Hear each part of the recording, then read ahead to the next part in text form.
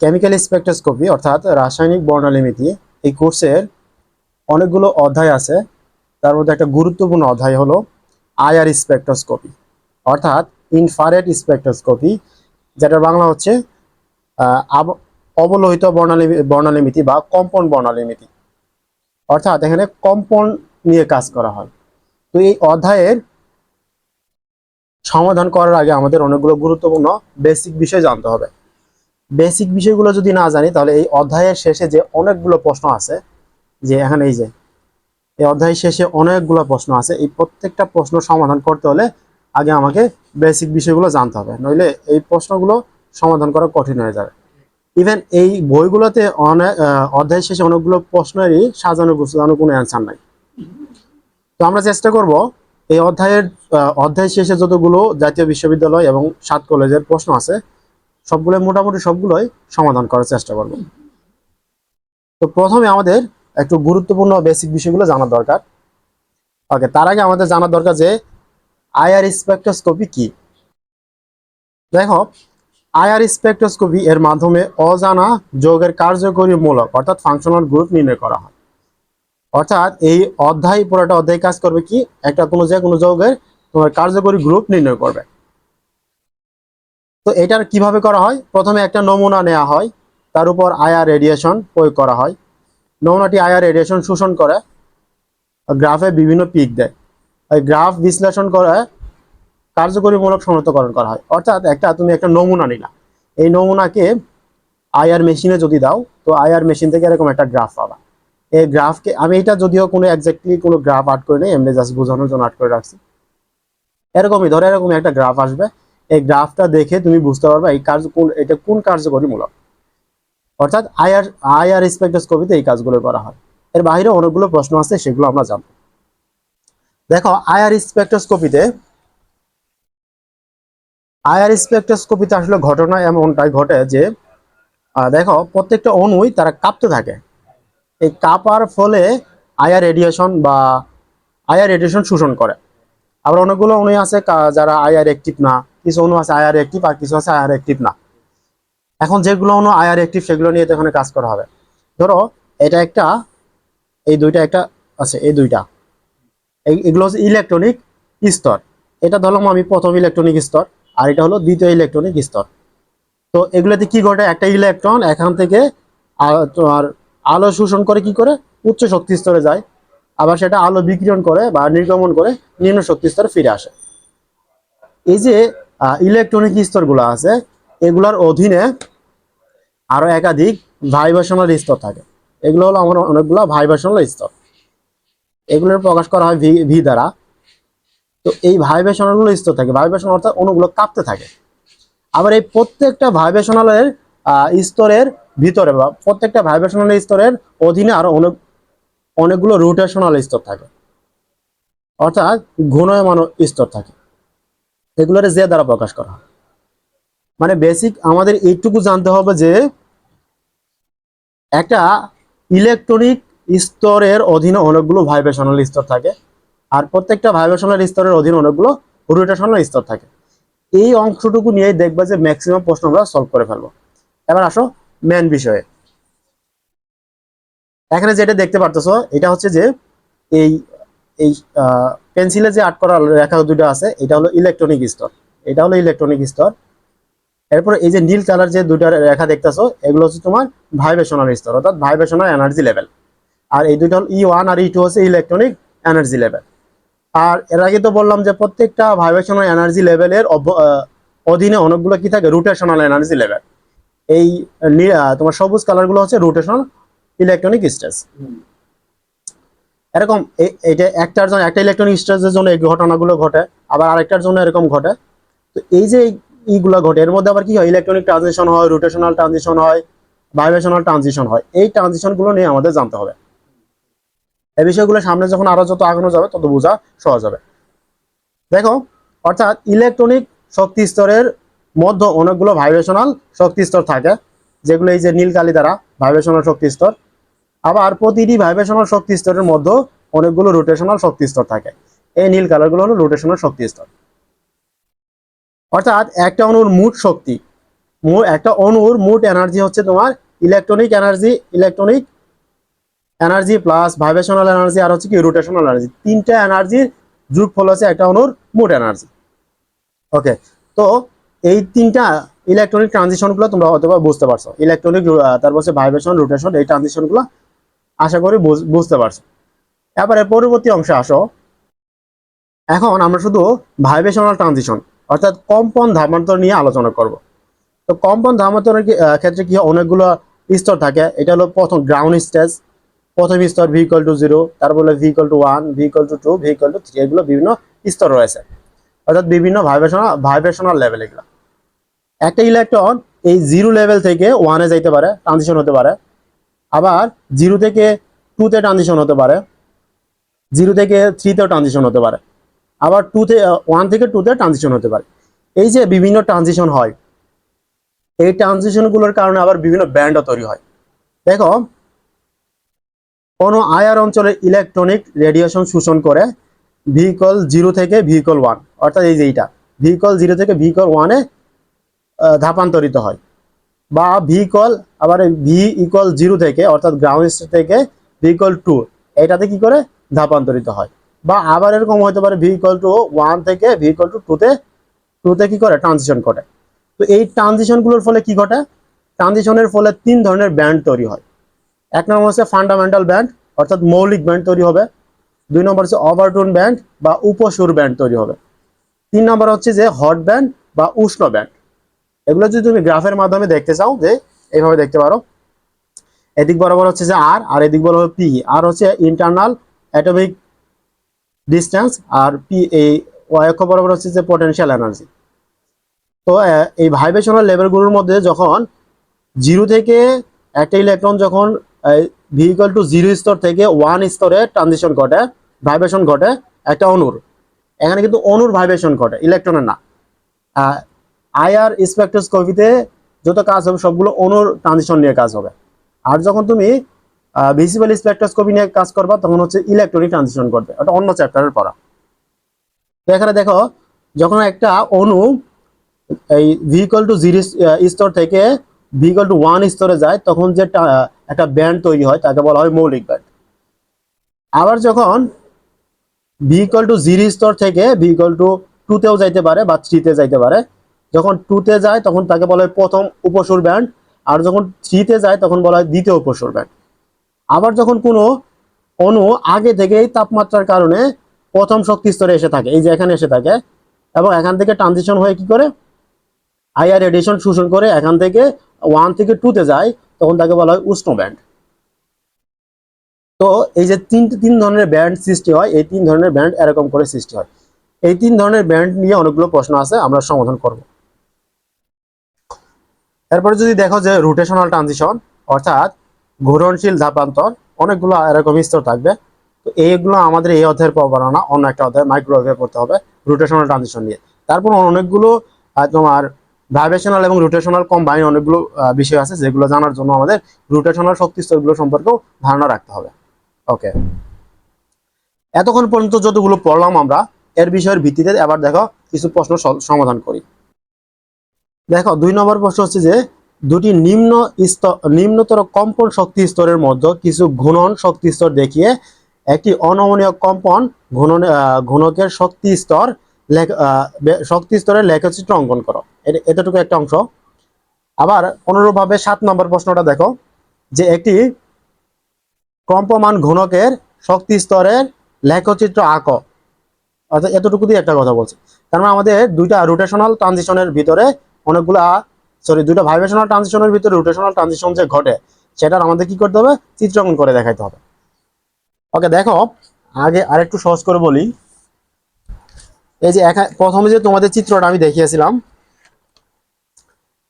এখানে ছিল কি একটা ইলেকট্রনিক ট্রানজিশন, এই তোমার পেন্সিলের আর্ট করা লাইনগুলা, এর ভিতরে কি ছিল রোটেশনাল ভাইব্রেশনাল ট্রানজিশন, এই ভিউগুলা এগুলো হচ্ছে ভাইব্রেশনাল ট্রানজিশন। তার অভ্যন্তরে কি ছিল রোটেশনাল ট্রানজিশন বা ঘূর্ণনীয় ধাপান্তর।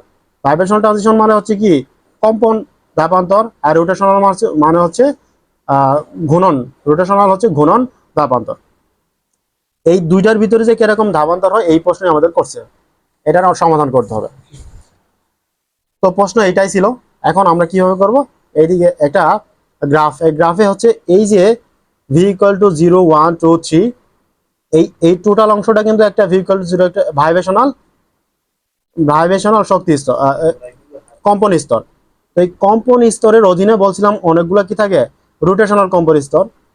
এটা হচ্ছে ভি ইকুয়াল টু 0 আর এটা হলো ভি ইকুয়াল টু 1। এখানে হচ্ছে কি একটা ভাইব্রেশনাল ট্রানজিশনের অধীনে অনেকগুলো রোটেশনাল ট্রানজিশন থাকে, এই যে এইটাই আর কি। তো এইটার চিত্র আমরা এইভাবে আর্ট করতে পারি। প্রথমে একটা ভাইব্রেশনাল লিখবা, এই পুরো অংশটুকু কিন্তু ভাইব্রেশনাল ট্রানজিশনের অধীনে, 0-র অধীনে। আর এটা হচ্ছে নিম্নতর, অনেকগুলো ভাইব্রেশনাল ট্রানজিশন থাকে না, দেখো এই যে ভি ইকুয়াল টু 0 1 2 3 অনেকগুলো ভাইব্রেশনাল ট্রানজিশন আছে। তো সব থেকে নিম্ন স্তর কোনগুলা, ভি ইকুয়াল টু 0 এবং ভি ইকুয়াল টু 1, এই দুইটা স্তরের মধ্যে যে ট্রানজিশন ঘটবে, তো এইটার আমাদের আর্ট করতে বলছে।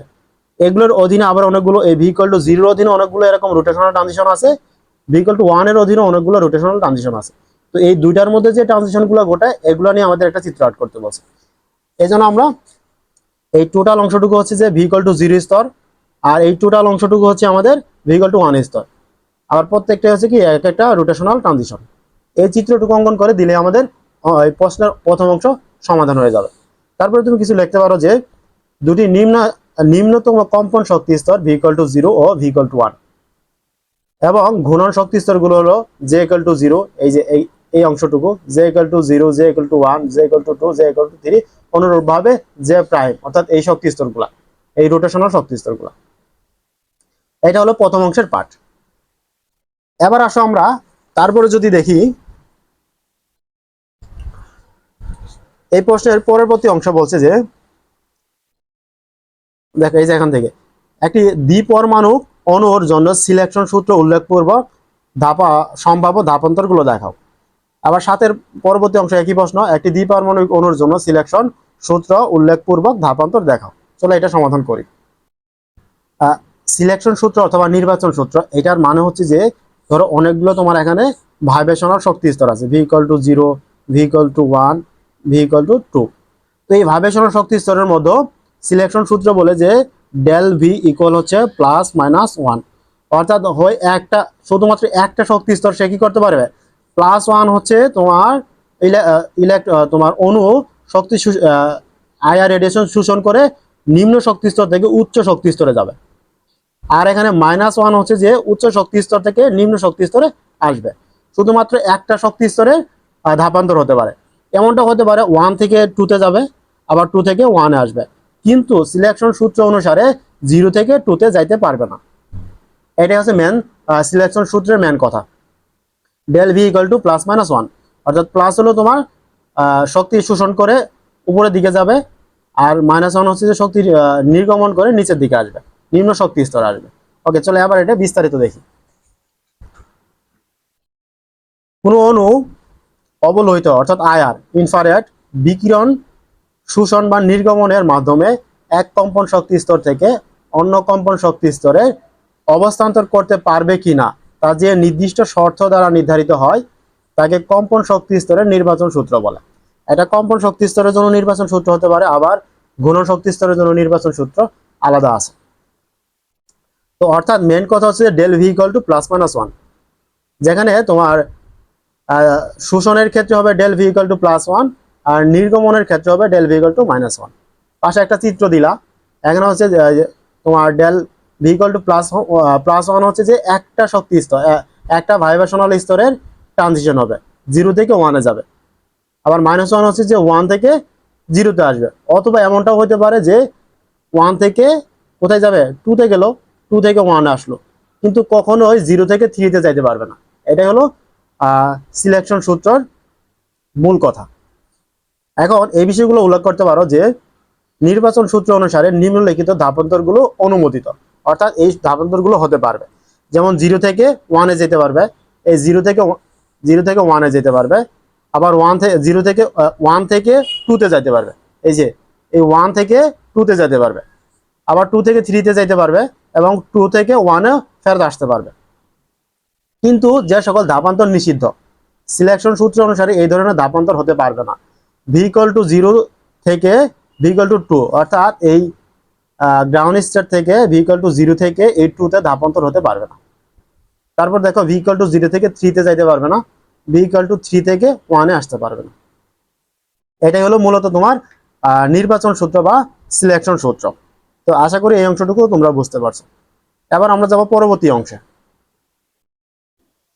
আমরা 2 এবং হলো 7 এই দুইটা প্রশ্ন সমাধান করেছি। এবার দেখো 1 নম্বর প্রশ্ন। 1 নম্বর প্রশ্ন বলছে যে আইআর বর্ণালী মিতিতে মৌলিক ব্যান্ড ও উষ্ণ ব্যান্ড বলতে কি বোঝো। এটা হলো প্রথম অংশ। প্রথম অংশ সমাধান করি আগে। অনুরূপভাবে দেখো 5 নম্বর প্রশ্ন হচ্ছে যে আইআর বর্ণালী মিতিতে মৌলিক ব্যান্ড, প্রথম উপসুর ব্যান্ড ও উষ্ণ ব্যান্ড। আচ্ছা, এইটা আলাদা প্রশ্ন, এটা এটা এটা আমরা পরে সমাধান করি। 6 দেখো 6 বলছে যে অবলোহিত বর্ণালীতে মৌলিক চূড়া ও প্রথম উপসুর চূড়া কি। তার মানে এই দুটি একই প্রশ্ন, যে মৌলিক ব্যান্ড বা মৌলিক চূড়া, উষ্ণ ব্যান্ড একই। মৌলিক ব্যান্ড, উষ্ণ ব্যান্ড এই দুইটা প্রশ্ন। তো আমরা তোমাদের শুরুতে বলছিলাম যে যখন যখন ইলেকট্রনের ধাপান্তর ঘটে, যখন 0 স্তর থেকে এই 0 থেকে 1 এ যায়, তখন কি সৃষ্টি হয়? মৌলিক ব্যান্ড সৃষ্টি হয়। আবার যখন তোমার 1 থেকে 2 তে যায়, তখন হলো উষ্ণ ব্যান্ড সৃষ্টি হয়। এবং 0 থেকে যখন 2 তে বা 3 তে যাবে, তখন হবে কি? উপসর ব্যান্ড সৃষ্টি হবে। যদি 0 থেকে 2 তে যায়, একে বলা হয় প্রথম উপসর ব্যান্ড। আর যখন 0 থেকে 3 তে যাবে, তখন তাকে বলা হয় দ্বিতীয় উপসর ব্যান্ড বা ওভারটোন ব্যান্ড, সেকেন্ড ওভারটোন ব্যান্ড। এবার প্রত্যেকটা ব্যান্ড সম্পর্কে আমরা জানবো, যেহেতু এগুলো প্রশ্নতে আসছে। দেখো প্রথমে আসি আমরা ফান্ডামেন্টাল ব্যান্ড। এখানে তিনটাই বলছি, যে ফান্ডামেন্টাল ব্যান্ড, ওভারটোন ব্যান্ড এবং কি অ্যান্ড হট ব্যান্ড। 3 ধরনের ব্যান্ড সৃষ্টি হয়। এই 3 ধরনের ব্যান্ড থেকে 2 ধরনের ব্যান্ড ঘুরে ফিরে চলে আসে। প্রথমে আসো মৌলিক ব্যান্ড। মৌলিক ব্যান্ড কি বলছি? মৌলিক ব্যান্ডের ক্ষেত্রে ভি ইকুয়াল টু 0 স্তর থেকে 1 এ ট্রানজিশন ঘটবে। তো দেখো যখন কোনো অণু আইআর অঞ্চলের ইলেকট্রোম্যাগনেটিক রেডিয়েশন শোষণ করে ভূমিকম্পন স্তর অর্থাৎ ভি ইকুয়াল টু 0 থেকে প্রথম উত্তেজিত কম্পন স্তর ভি ইকুয়াল টু 1 এ ধাপান্তরিত হয়, তখন যে শোষণ সৃষ্টি হয় তাকে মৌলিক ব্যান্ড বলে। অর্থাৎ ভি ইকুয়াল টু 0 থেকে ভি ইকুয়াল টু 1 এ যে ট্রানজিশন ঘটে, এটাকে বলা হয় মৌলিক ব্যান্ড। এই মৌলিক ব্যান্ডের জেনারেল স্টেটমেন্টটা দিয়ে তারপরে যদি তুমি চিত্র রাইট করে দাও, ওকে হয়ে গেল। আরেকটা বিষয় জানা থাকা দরকার, যে মৌলিক ব্যান্ডের সবচেয়ে শক্তিশালী হয় এবং এর তীব্রতা সবচেয়ে বেশি। এটা নিয়ে আরেকটা প্রশ্ন আছে, আমরা পরবর্তী সমাধান করব। এইগুলো মৌলিক ব্যান্ড। এবার আসো মৌলিক ব্যান্ডের পরে আসো যে ওভারটোন ব্যান্ড বা উপসুর ব্যান্ড।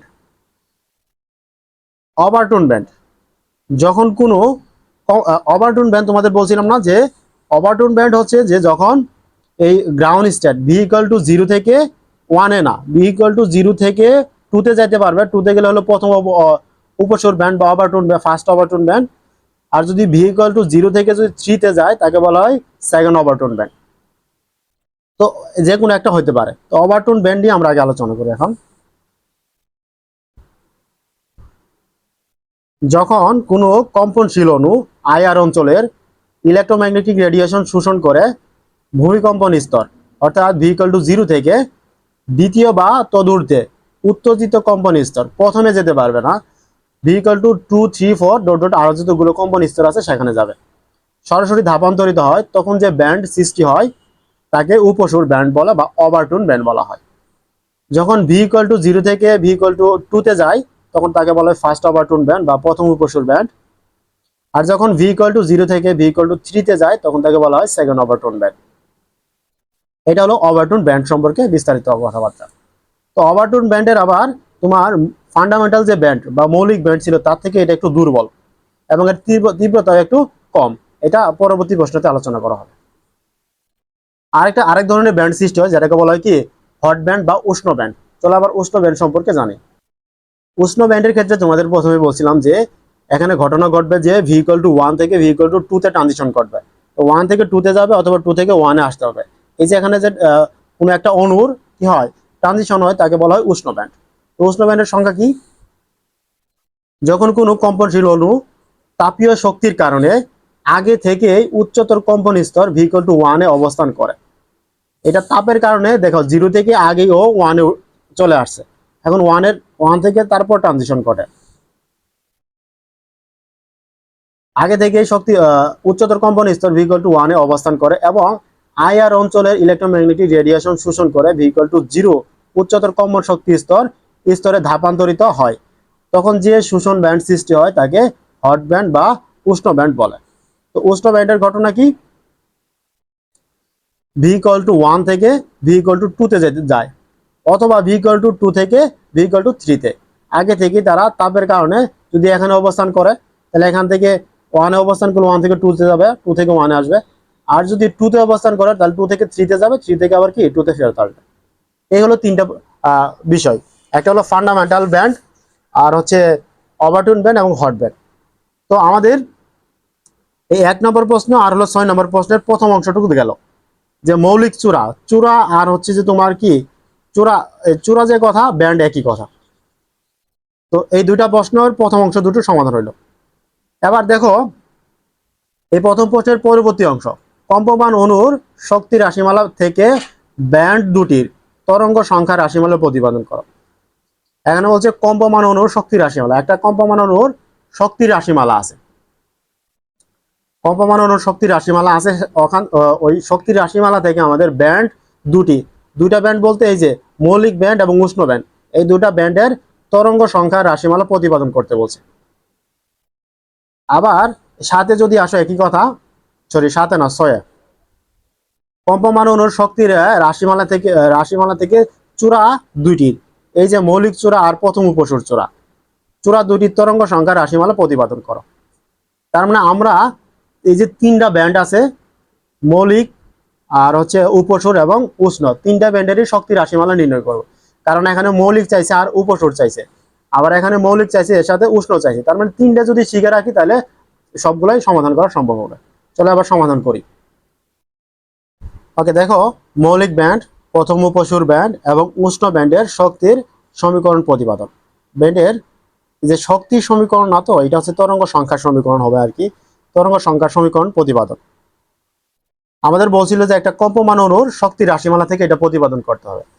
তো আমরা জানি একটা কম্পমান অণুর শক্তি রাশিমালা হচ্ছে যে এটা ইভি, অর্থাৎ vibrational energy equal AC omega E bar into V plus half minus AC bracket V plus half এর উপরে বর্গ অর্থাৎ square omega E bar into X E bar. এটা হলো একটা কম্পমান অণুর শক্তি রাশিমালা। এই সমীকরণের হচ্ছে তোমার একক হচ্ছে জুল, কিন্তু একক জুল হলে হবে না, জুল হলে তো শক্তির একক হলো। আমাদের প্রশ্নেতে উল্লেখ করে দিছে যে এটার আমাদের ই বের করতে হবে, কি আমাদের এখানে উল্লেখ করছিল যে এদের শক্তিমালা ব্যান্ড থেকে তরঙ্গ সংখ্যা রাশিমালা প্রতিপাদন করতে হবে। তার মানে আমাদের এই জুল এককে রাখলে চলবে না, এটাকে পার সেন্টিমিটার এককে আনতে হবে এই সমীকরণটাকে। তো দেখো এই যে সমীকরণটা আছে, এই সমীকরণকে যদি তুমি এইচসি, এই যে এইচসি আছে এই এইচসি দ্বারা ভাগ করো, তাহলে যে সমীকরণটা পাবে সেটা তরঙ্গ সংখ্যা সমীকরণে পরিণত হবে। তো দেখো এটা একটু লিখে রাখছি যে 1 নং সমীকরণকে শক্তির একক হলো জুল, এই সমীকরণের শক্তির একক জুল। এই সমীকরণকে এইচসি, এইচ হলো তোমার প্লাঙ্কের ধ্রুবক আর সি হচ্ছে আলোর বেগ দ্বারা ভাগ করলে তরঙ্গ সংখ্যা পাওয়া যায়। তখন এই সমীকরণটা দাঁড়াবে, সমীকরণ একক হবে পার সেন্টিমিটার। তো এইচ বাই এইচ ভি কে যদি তুমি এইচ সি দ্বারা ভাগ করো, এটা যে অংশটুকু এটাও লেখা যায় কথা, ইভি বার লেখা একই কথা, এই জন্য আমরা এটাই লিখছি। আর এখানে যদি এইচ সি দ্বারা ভাগ করো এই সি চলে যাবে, আর অবশিষ্ট থাকবে কি এখানে omega E V plus half. তো এই অংশটুকু রয়ে গেল। এরপর মাইনাস এদিকে যদি এইচ সি দ্বারা ভাগ করো তাহলে এই সি চলে যাবে, বাকি থাকবে এই পুরো অংশটুকু। তো এই সি চলে গেছে, বাকি এই অংশটুকু রয়ে গেল। এই যে একটা সমীকরণ পাইলাম আমরা, এটা হলো তোমার কি তরঙ্গ সংখ্যা নির্ণয় করার যে একটা সমীকরণ, এই সমীকরণ। এখন এই সমীকরণ থেকে আমরা কি করব, প্রত্যেকটা ব্যান্ডের জন্য আলাদা আলাদা তরঙ্গ সংখ্যা নির্ণয় করব। আর এখানে যদি এদের একটু পরিচয় নাও, এখানে হচ্ছে যে এই ভিই হচ্ছে তোমার সাম্য অবস্থায় ও হারমোনিক সিস্টেমের ক্ষুদ্রতম কম্পন ফ্রিকোয়েন্সি, আর এক্সি হচ্ছে ও হারমোনীয় ধ্রুবক, এটা হলো ও হারমোনীয় ধ্রুবক। ওকে, এখন আমরা আসি মূল বিষয়ে। মৌলিক ব্যান্ডের সমীকরণ প্রতিপাদন করতে বলছে আমাদের, সমীকরণ বলতে আর কি তরঙ্গ সংখ্যার রাশিমালা প্রতিপাদন করতে বলছে আমাদের। তো একটা কম্পনীয় অণুর শক্তি রাশিমালা আমরা যেটা পাইছিলাম, ওইটাকে আবার এসি দ্বারা ভাগ করে যে সমীকরণটা পাইছি এটা হলো এই সমীকরণ। ই v equal to omega E V plus half minus V plus half এরপর স্কোয়ার ওমেগা ই এক্স সি। এটা হলো এই সমীকরণটা হচ্ছে পার সেন্টিমিটার এককে। এখন যখন আমাদের মৌলিক ব্যান্ড নিয়ে আমরা কাজ করি, তো মৌলিক ব্যান্ডের ক্ষেত্রে কি হয়, মৌলিক ব্যান্ডের ক্ষেত্রে একটা অনুর ট্রানজিশন কোথায় ঘটে, ভি ইকুয়াল টু 0 থেকে ভি ইকুয়াল টু 1 এ ঘটে। তো এটাকে তোমাকে বলতে হবে যে মৌলিক ব্যান্ডের ক্ষেত্রে ডেল ভি ইকুয়াল টু +1, মানে একটা ইলেকট্রনিক ট্রানজিশনের ঘটে, সেখানে ভি ইকুয়াল টু 0 থেকে ভি ইকুয়াল টু 1 এ ঘটে।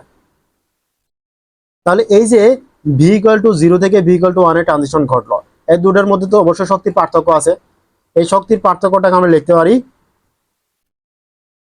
অতএব ডেল ইভি ইকুয়াল হচ্ছে EV equal to 1 minus EV equal to 0, অর্থাৎ উচ্চ শক্তি স্তর থেকে নিম্ন শক্তি স্তরে যে শক্তির পার্থক্য এটা মাইনাস করলে পরে আমরা এই শক্তির পার্থক্যটা পাবো। ওকে, তাহলে এখন ইভি এর সমীকরণ কি জানি আমরা, এই যে ইভি এর সমীকরণ ইভি ইকুয়াল টু 1, এই 1 এর জন্য একটা সমীকরণ একবার বসাইতে হবে, আবার ভি ইকুয়াল টু 0 এটার জন্য একবার সমীকরণ বসাইতে হবে। এই যে সমীকরণটা আছে প্রত্যেকটা লাইনের জন্য। এখন দেখো তাহলে ডেল ইভি ইকুয়াল টু এই ইভি এর জন্য পুরো একবার এই সমীকরণটা বসালাম, ইভি এর সমীকরণটা বসালাম, এখানে তুমি বসাও। এরপর হচ্ছে যে মাইনাস, এখানে যে মাইনাস ছিল এই মাইনাসটা এখানে দাও, আবার ইভি ইকুয়াল টু 0 এই জন্য এই সমীকরণটা আবার সেকেন্ড বার বসাও। তো সমীকরণ বসানোর পরে সেকেন্ড লাইনে ওমেগা বার ই থাকলো, এই ভি এর জায়গায় শুধু ভি ইকুয়াল টু 1 হয় না, এই সমীকরণে এই দুই জায়গায় যে ভি আছে ভি এর পরিবর্তে 1 বসবে, তাহলে এখানে ভি এর পরিবর্তে 1 বসাও, বাকি থাকে কি হাফ, হাফ থাকলো মাইনাস, এই ভি এর পরিবর্তে 1 বসাও, বাকি থাকলো হাফ, বর্গ থাকলো, আর ওমেগা ই এক্স ই, এতটুকুর কাজ। ওকে, এরপরে মাইনাস এই সমীকরণে ভি ইকুয়াল টু 0, অর্থাৎ এটা নিম্ন শক্তি স্তরে ছিল, এই ভি ইকুয়াল টু 0 এর জন্য এই এই দুই জায়গায় যে ভি আছে এই ভি জায়গাগুলোতে 0 বসবে, তাহলে omega E V 0 plus half minus এইটা হলো এই মাইনাস, আর ভি এর জায়গায় আবার 0 বসাও, প্লাস হাফ এর উপরে স্কোয়ার ওমেগা ই এক্স ই, এতটুকু গেল। এখন ওমেগা ই থাকলো, এখানে কোনো কাজ নাই, কিন্তু এই 1 প্লাস হাফ এখানে যদি তুমি লসাগু করো, 1 এর 2 আর এর নিচে 1 এর নিচে 1 আছে, 1 আর 2 এর লসাগু করলে 2 হবে, 2 লসাগু করার পরে 2 দ্বারা এই 2 দ্বারা এটাকে গুণ করো, 2 একে 2, 2 এর সাথে যদি 1 যোগ করো তাহলে কি হবে 3 হবে, তার মানে 3/2, অর্থাৎ এই অংশটুকু লসাগু করলে তুমি 3/2 পাবা, মাইনাস এই মাইনাস। তো এই অংশটুকু কি আছে আবার, এই যে 1 প্লাস হাফ এটাকে লসাগু করলে আমরা কি পাই 3/2 পাই না, কিন্তু এখানে বর্গ ছিল, তাহলে 3 কে বর্গ করলে হয় 9 আর 2 কে বর্গ করলে হবে 4। ওকে, আর বাকি ছিল কি ওমেগা বার ই এক্স ই, এই অংশটুকু রাখলা, এই যে মাইনাস ছিল মাইনাসটা এখানে দাও, এরপর ওমেগা ই থাকলো, তো এটা কি 0 প্লাস হাফ, তো হাফ এখানে তো লসাগু করার দরকার নেই, তাহলে হাফই থাকলো, এই মাইনাস আর প্লাস হয়ে গেল প্লাস, এখানে হাফ থাকে, হাফকে যদি বর্গ করো 1 কে বর্গ করলো 1, আর নিচে 2 কে যদি বর্গ করো তাহলে হবে 4, আর বাকি ওমেগা বার ই এক্স বার ই দুটো থাকলো। এখন দেখো একই জাতীয় যেগুলো আছে, এই যে ওমেগা বার ই এখানেও আছে, আবার ওমেগা বার ই এখানেও আছে, এই দুইটাতে আছে না, তাহলে আমরা ওমেগাকে যদি কমন নেই দুইটা অংশ থেকে, ওমেগা বার ই কে কমন নিয়ে এখানে 3/2 থাকে, আর এটার সামনে কি আছে মাইনাস, তাহলে মাইনাস হাফ থাকে, তো মাইনাস হাফকে আমরা এখানে রাখলাম। এরপর এখানে দেখো এই যে এখানে আবার কি আছে 9/4 এই ওমেগা ই এক্স ই, ওমেগা ই এক্স ই আছে, আবার এখানে ওমেগা ই এক্স ই আছে, তো এই দুটো সমজাতীয়, তাহলে এখান থেকে যদি ওমেগা ই এক্স ই যদি কমন নেই তাহলে এখানে কি থাকে, শুরুতে একটা মাইনাস কমন নাও, মাইনাসকে যদি শুরুতে রাখো তাহলে মাইনাসে আর মাইনাসে প্লাস হবে, প্লাস 9/4 এখানে থাকলো। আর অনুরূপভাবে এখান থেকেও তো কি ওমেগা ই এক্স ই কমন চলে গেছে, অবশ্যই এটা থাকবে 1/4, এর সামনে প্লাস ছিল কিন্তু এখানে মাইনাস ছিল, মাইনাসে প্লাসে মাইনাস হবো, মাইনাস 1/4, এই অংশটুকু থাকলো। এবার একইভাবে ওমেগা বার ই তো থাকলোই, এই 2 আর 2 এর লসাগু করলে 2 হয়, 2 কে 2 দ্বারা ভাগ করলে 1 হয়, 1 এর সাথে 3 গুণ করলে 3 হয়, মাইনাসটা এখানে আসে, 2 আর 2 চলে যায়, উপরে 1 একই কথা, তাহলে 3/2 থাকলো অংশ, এই মাইনাস থাকলো, এখানে 4 আর 4 এর লসাগু করলে 4 থাকে, তো যেহেতু এই দুটো একই জাতীয় তাহলে উপরে 9 থাকবে, মাইনাস এই 4 আর 4 একই জাতীয়, মাইনাস 1 থাকবে এখানে, আর এই অংশটুকু তো থাকবেই।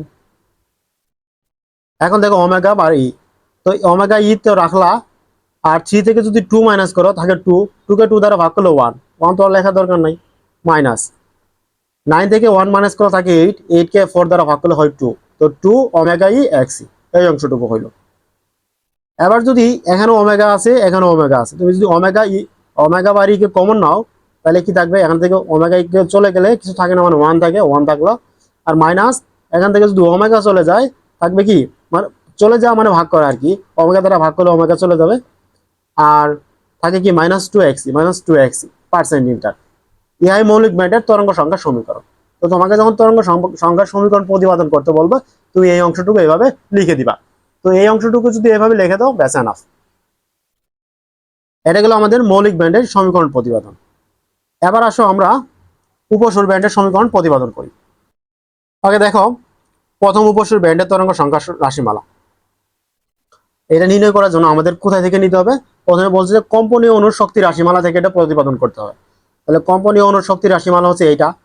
তোমরা মৌলিক ব্যান্ডের ক্ষেত্রে এইভাবে লেখো, তাহলে আর একটু সুন্দর হবে। তাহলে ইভি ইকুয়াল টু এসি, এটা হলো টোটাল হলো আমার মৌলিক কম্পনীয় অণুর শক্তি রাশিমালা। এখন এইটা হলো জুল এককে আছে।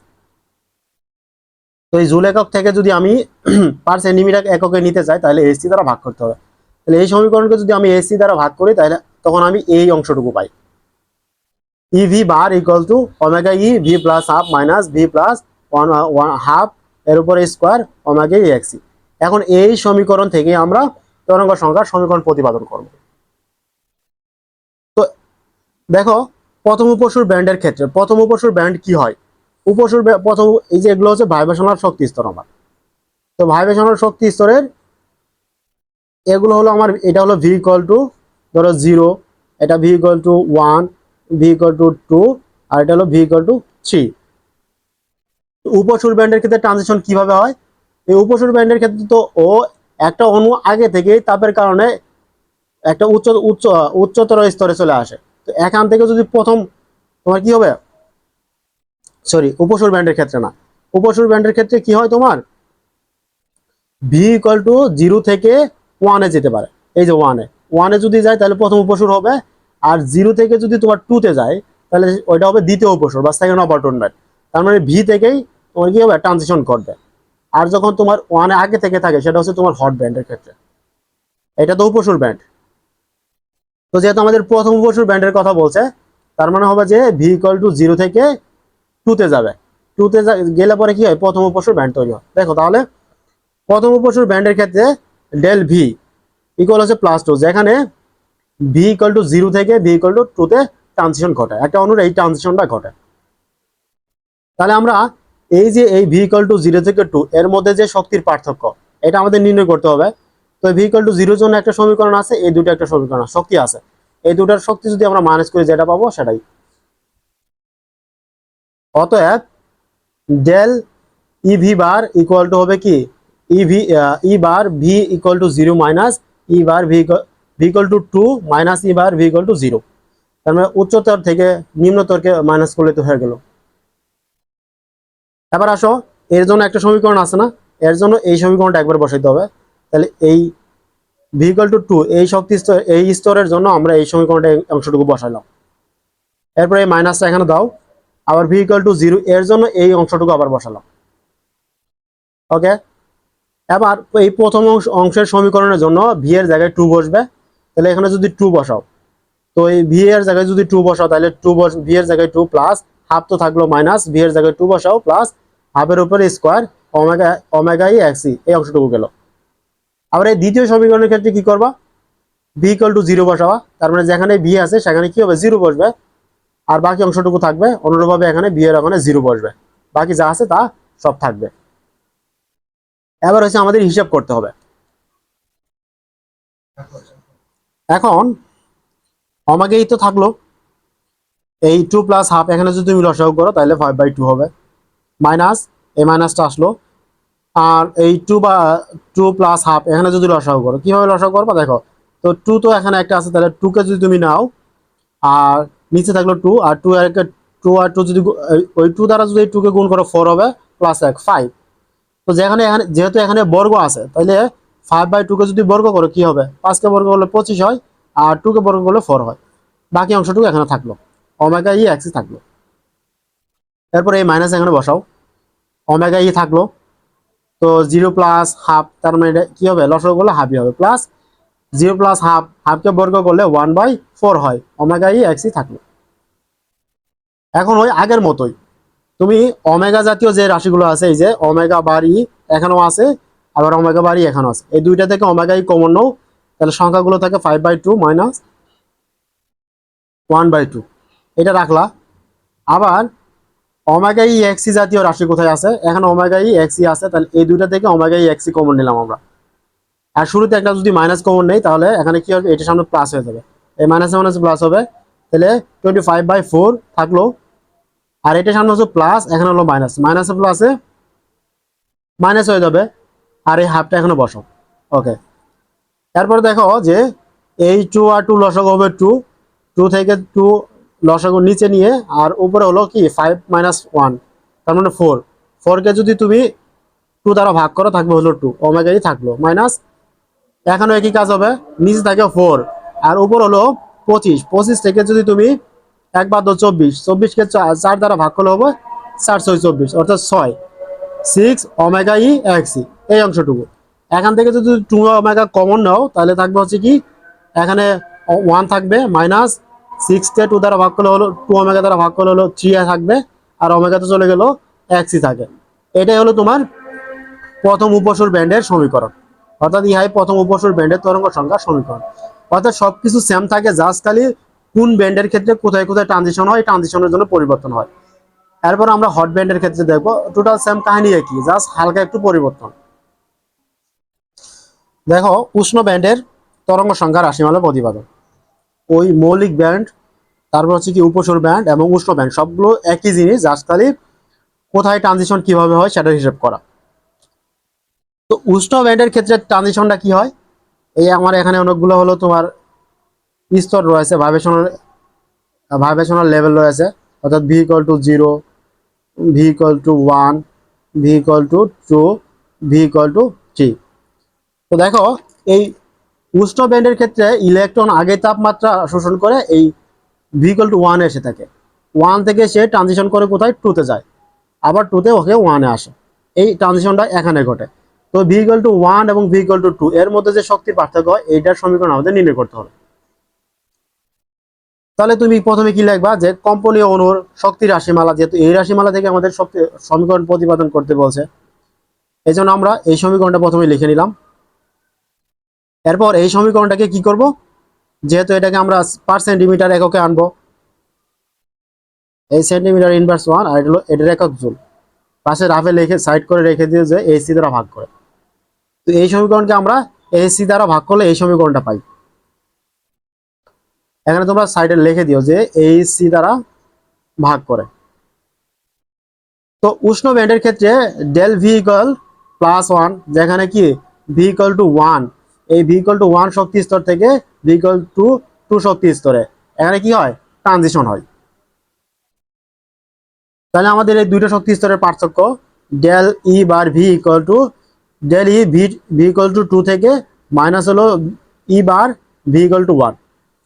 এখন এই ভি ইকুয়াল টু 2 এর জন্য যে আমাদের সমীকরণটা, এই সমীকরণটা এখানে একবার লিখলাম, এই পুরো সমীকরণটা উঠাইলাম, এরপর এই মাইনাসের জন্য এই মাইনাস, আবার ভি ইকুয়াল টু 1 এর জন্য পুরো সমীকরণটা একবার লিখলাম। এবার কি করতে হবে, আগের মতোই শুধুমাত্র ভি এর জায়গায় এই সমীকরণে ভি ইকুয়াল টু কি ছিল, 2 ছিল, তার মানে ভি এর জায়গায় কি বসাও, 2 বসাও। ওমেগা বার থাকলো ভি এর জায়গায় 2 প্লাস এই হাফ থাকলো মাইনাস, ভি এর জায়গায় 2 বসাইলা প্লাস হাফ থাকলো বর্গ করে দিলা, ওমেগা ই এক্স হলো। এরপর তো সূত্রের মাইনাস, এটা হলো সূত্রের নাই হিসাবের মাইনাস। এবার এই সমীকরণের ক্ষেত্রে ভি এর জায়গায় কি হবে, 1 বসবে। তো ওমেগা বাড়ি ভি এর জায়গায় 1 বসাই প্লাস হাফ মাইনাস এই ভি এর জায়গায় 1 বসাই প্লাস হাফ, এর উপরে বর্গ ওমেগা ই এক্স। এখন যদি তুমি হিসাব করো, এই হিসাব আর না বলি বারবার, দেখো ওমেগা ই এই 2 প্লাস হাফ, এটাকে যদি তুমি লসাগু করো 5/2 আসবে, মাইনাস এই 5/2 কে বর্গ যদি করো তাহলে 25/4 আসবে, ওমেগা ই এক্স, এই অংশটুকুর কাজ শেষ হলো। এবার এই মাইনাস 1 প্লাস হাফকে যদি তুমি লসাগু করো তাহলে 3/2 আসে, ওমেগা বার ই, এই মাইনাস হয়ে গেল প্লাস, এই 1 প্লাস হাফকে লসাগু করলে 3/2 আসে, ওইটা 3/2 কে যদি তুমি বর্গ করো তাহলে 9/4 আসবে, আর ওমেগা ই এক্স তো থেকে গেল। এরপর একই জাতীয় ওমেগা জাতীয় রাশি, এখানে ওমেগা 5/2 আছে, মানে একই জাতীয় রাশি, এখানেও একই ওমেগা আছে। তার মানে এখান থেকে এই 3/2 এবং 5/2 থেকে আমরা ওমেগা যদি কমন নেই, বাকি থাকে 5/2, এখানে মাইনাস মাইনাস 3/2। অনুরূপভাবে শুরুতে এখানে একটা মাইনাস যদি নেই আমরা, আর 25/4 ওমেগা এক্সি, এখানে 9/4 ওমেগা এক্সি। তো মাইনাস কমন নিলে কি থাকে, 25 মাইনাস আর মাইনাস প্লাস হয়ে যাবে, তাহলে শুরুতে প্লাস তো আর লেখার দরকার নাই। 25/4 আর এই প্লাসে মাইনাস হলো মাইনাস 9/4 ওমেগা এখানে। এখানে লসাগু করো যদি, তাহলে কি হবে, তাহলে এই দুইটা লসাগু হবে 2, ওমেগা তো থাকলো, এই দুইটা লসাগু হলো 2, 2 আর 2 একই জাতীয়, তার মানে উপরে থাকবে 5 মাইনাস, আর 2 আর 2 একই জাতীয়, উপরে থাকে 3 মাইনাস, এই অংশটুকু লসাগু এটা মাইনাস। এই 4 আর 4 এর যদি লসাগু নাও তাহলে 4 হবে, 4 আর 4 একই জাতীয়, তার মানে হচ্ছে উপরে 25 থাকবে, আর এই মাইনাস এখানে বসাও, 4 আর 4 একই জাতীয়, তার মানে থাকবে এখানে 9, আর এই অংশটুকু তো থাকবে ওমেগা এক্সি। এখন 5 থেকে 3 বাদ দাও, থাকবে কত, 2, 2 কে 2 দ্বারা ভাগ করলে থাকে 1, 1 আর সাথে ওমেগা গুণ করলে 1 ওমেগা হবে। এরপর আছে মাইনাস, মাইনাস বসালা। তো 25 থেকে যদি 9 কে তুমি মাইনাস করো, থাকবে হলো কি 16, 16 কে 4 দ্বারা ভাগ করলে হবে 4, 4 ওমেগা এক্সি। এবার এই অংশটুকু থেকে যদি তুমি ওমেগাকে কমন নাও, তাহলে থাকে কি, কিছু থাকে না, মানে 1 থাকে মাইনাস, আর ওমেগা চলে গেলে 4 এক্সি থাকে পার সেন্টিমিটার। ইয়াই হলো উষ্ণ ব্যান্ডের তরঙ্গ সংখ্যার সমীকরণ। তার মানে আমরা 3টা সমীকরণ দেখলাম, একটা হচ্ছে ফান্ডামেন্টাল ব্যান্ড, আরেকটা হলো কি ওভারটোন ব্যান্ড এবং হট ব্যান্ড, বা মৌলিক ব্যান্ড, উপসুর ব্যান্ড এবং উষ্ণ ব্যান্ড। এই 3টা সমীকরণই ঘুরে ফিরে আসে। তো 3টা সমীকরণের সামান্য একটু চেঞ্জ, জাস্ট খালি কোথায় থেকে কোথায় ট্রানজিশন ঘটে, এই ট্রানজিশনের জায়গাটুকুতে চেঞ্জ, আর বাকি পূর্ণাঙ্গ অংশটুকু সব একই আছে। তো আমাদের তাহলে মোটামুটি 4টা প্রশ্ন সমাধান হয়ে গেছে। 1 2 দেখো, 1 2 সমাধান হইলো, আবার এদিকে 6 7 সমাধান হয়েছে। এবার আসো, এবার আমরা সমাধান করি তাহলে এই অংশটুকুতে আসি।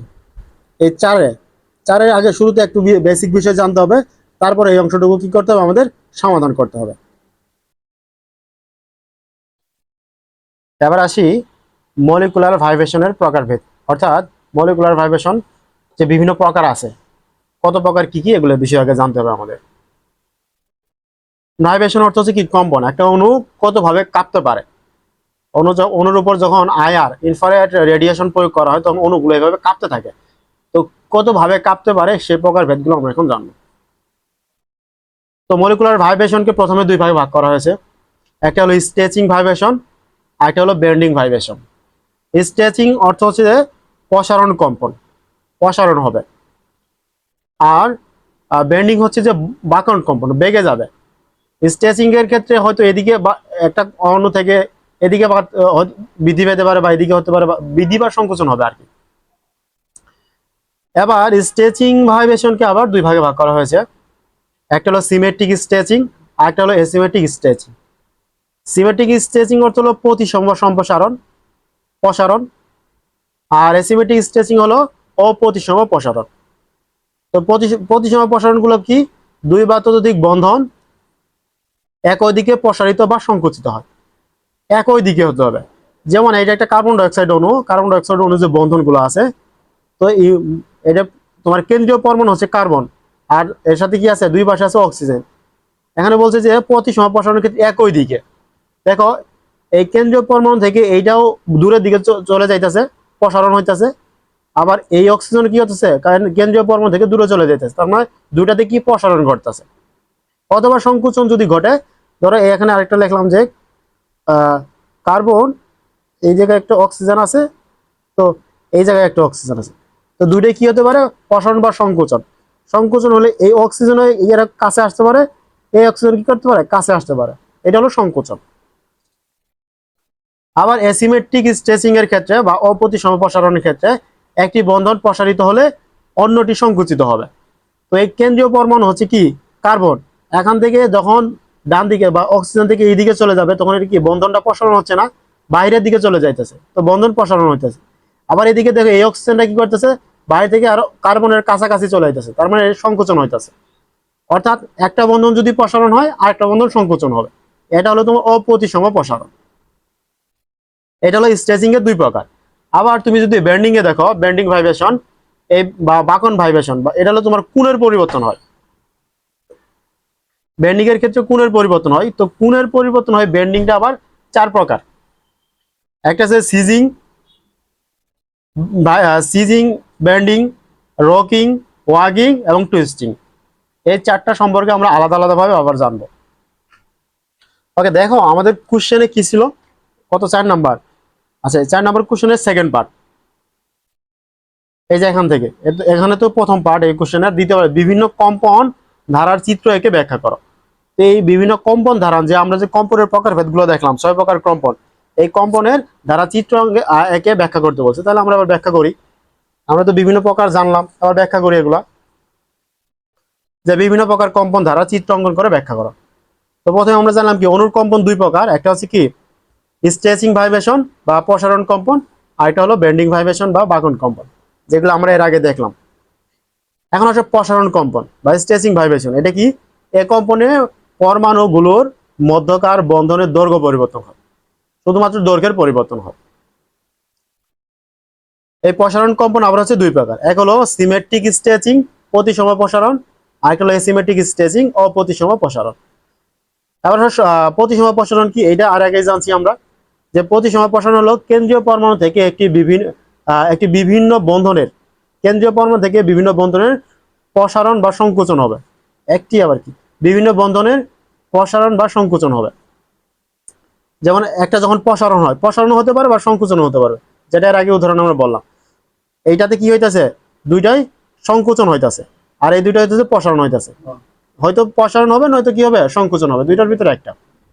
এটা হলো তোমার প্রতিসম প্রসারণ। আর অপ্রতিসম প্রসারণ অথবা অ্যাসিমেট্রিক স্ট্রেচিং, একটি বন্ধন প্রসারিত হলে অন্যটি সংকুচিত হবে। দেখো এই কার্বন ডাই অক্সাইডের অণুর মধ্যে এই অক্সিজেনটা প্রসারিত হচ্ছে, এই কার্বন আর অক্সিজেনের বন্ডটা প্রসারিত হচ্ছে, আবার এই অক্সিজেন আর কার্বন বন্ডটা সংকুচিত হচ্ছে, যেহেতু কেন্দ্রীয় পরমাণু অক্সিজেনটা কাছাকাছি আসতেছে।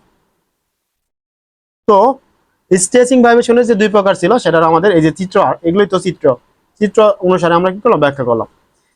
এবার আসো যে বেন্ডিং এর যে 4 প্রকার আছে, এটার প্রকারভেদ সম্পর্কে জানি।